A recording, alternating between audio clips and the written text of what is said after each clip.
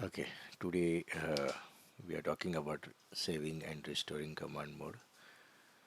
The Cisco Nexus software allow you to save the current command mode, configure a features, and then restore the previous command mode.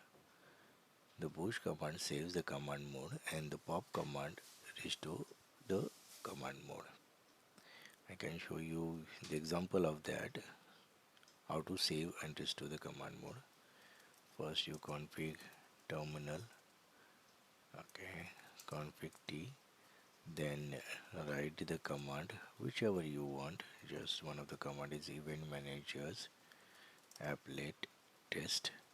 Okay, we enter into that config applet, and then we save this using the push command, and you can change your terminal to writing the config terminal command, and then you can create write another command is username test user, and password will be ABCCD at 123.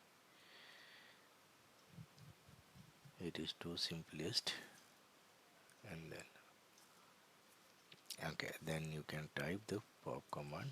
Again you are entered into the applet config applet to set that previous command. Thank you so much, guys.